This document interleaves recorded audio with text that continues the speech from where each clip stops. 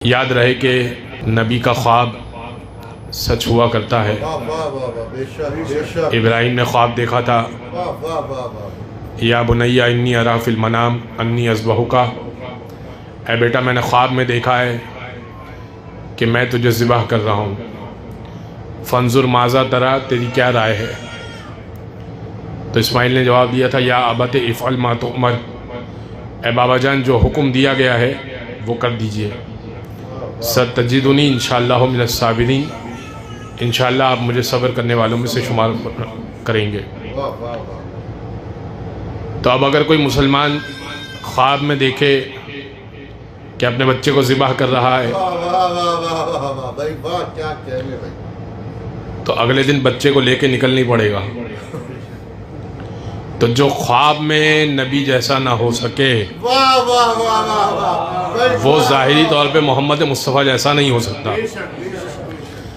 تو اب محمد مصطفیٰ نے خواب دیکھا، کہا کہ میں نے خواب میں دیکھا اپنے چچا حمزہ کو اور جناب جعفر طیار کو، میں نے ان کو بلند مقامات پر پایا، میں نے ان سے سوال کیا ای الاعمال وجدتما الافضل، آپ دونوں نے کن اعمال کو افضل ترین پایا؟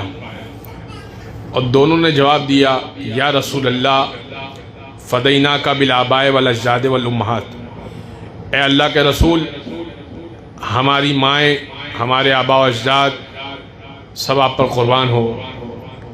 تین اعمال ایسے ہیں جو ہم نے افضل پائے۔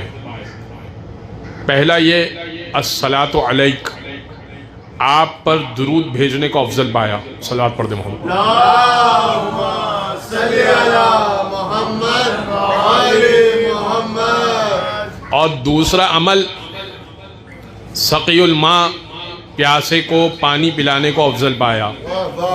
اور تیسرا عمل جو افضل پایا وہ حب علی ابن ابی طالب، علی کی محبت کو افضل پایا۔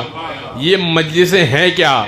یا محمد مصطفیٰ اور ان کی آل پر درود بھیجا جا رہا ہے، یا پیاسوں کے لیے سبیل کی جا رہی ہے، یا علی سے محبت کا اظہار کیا جا رہا ہے؟ صلوات پڑھیں۔ وعلی محمد وعلی